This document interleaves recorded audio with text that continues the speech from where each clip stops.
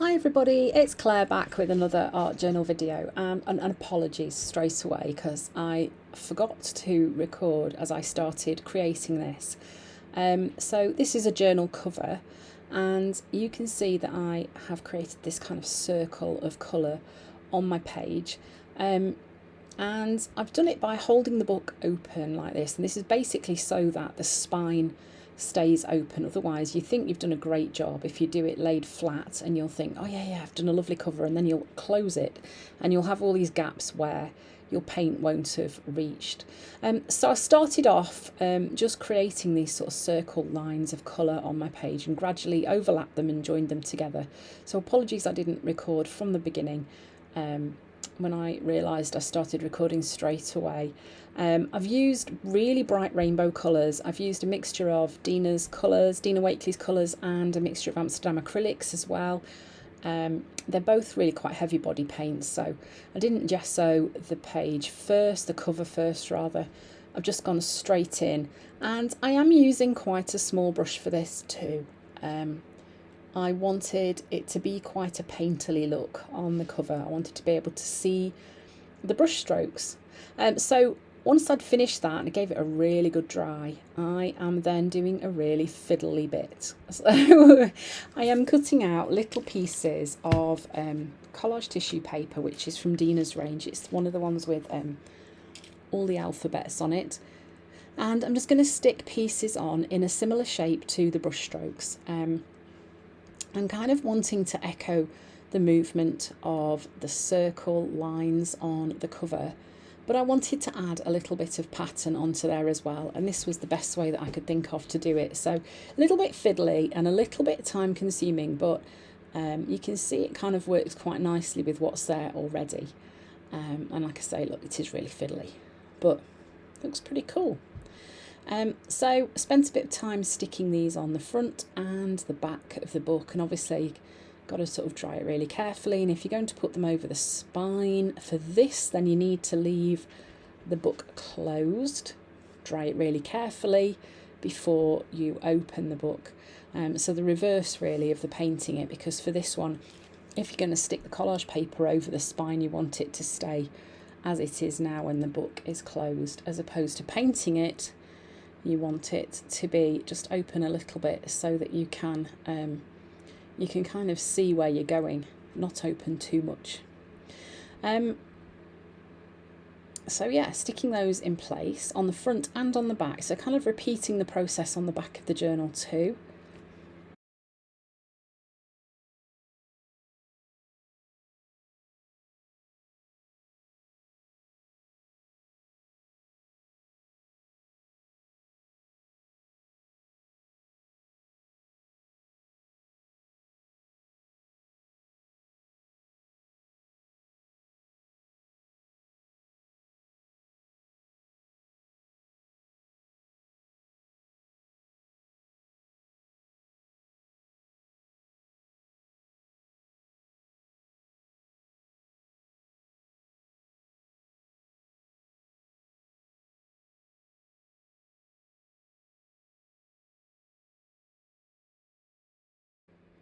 So then once I was happy with that, I'm using one of Dina's coaster stencils and some carnation paint.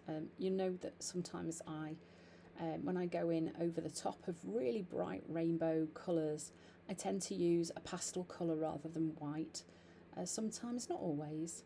And here you'll notice I'm going through the stencil again in that same circular movement, so echoing the lines that are already on my page.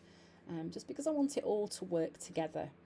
And that's quite an easy thing to do really with that stencil. Now this bit was really super tricky. Felt like I really just did not have enough hands to do that part there. So then I gave that a really good dry, and I'm going in with a black gel pen, and I am just loosely sketching in some black lines on my page. So I'm keeping these quite loose and sketchy, in kind of keeping with what's there already really. It's not all neat and tidy. And then I am starting to do a bit of faffing. So this is, I think this is one of the neon colours from Dina Wakley. I think it's called Stoked. I'm just using my finger just to add a few pops of that colour onto the cover as well. It's really great for you're doing something like this. It's great for just adding those little pops, and it will just brighten other colours too. So I went in with the pink one, and then I also used, I think that's the bright yellow. So that one is called Gnarly. I used a bit of that as well, and you can see it really does kind of wake up that journal cover with those pops of fluorescent paint, fluorescent neon paint. And using your fingers is a great way to get that where you want it to be as well. Okay, so now that's dry. Very important that you dry it before you go on to the next stage, which is adding the Posca pen. So again, echoing those black sketchy lines that I added, I'm now going in with the white Posca pen and adding some white sketchy lines too. So I'm just building up those contrasting elements on the journal cover. And then I just thought, oh, let's add a few little dots here and there, and introducing a little bit more mark making onto this journal cover too. So you know, adding to the layers of the collage paper and the stenciling, and now using pens to do some mark making. Then of course my favourite thing to do is some splatters whilst trying not to decorate everything else. Once I'd splattered the front, I had to be careful not to put it down, so holding it like this was the best option really. And as you know, the reason my fan brush is so tiny is because I'm not to be trusted with a big fan brush. So somebody asked me on a live the other day whether I'd actually cut my fan brush down. No, I haven't. I did actually buy it that small.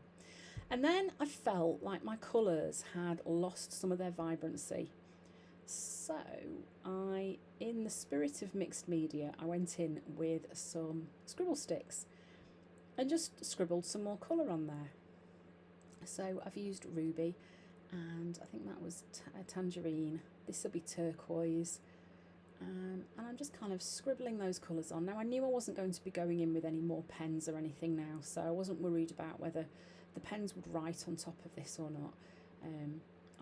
I'd already decided I was going to stamp out some letters to stick them onto the page, so this wasn't going to be a problem. Now I'm using fuchsia, I think. Oh my goodness, this is what faffing looks like, folks. So this is a stamp set from Dina Wakley. I'm pretty sure it's called like Alpha stamps or something like that. I always call it Alpha Blocks. It isn't. I'm sure it's not called Alpha Blocks. That's a program that my children used to watch when they were very little.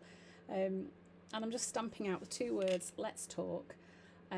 Thinking there is that my journal is kind of like where I talk out what's in my head a lot of the time.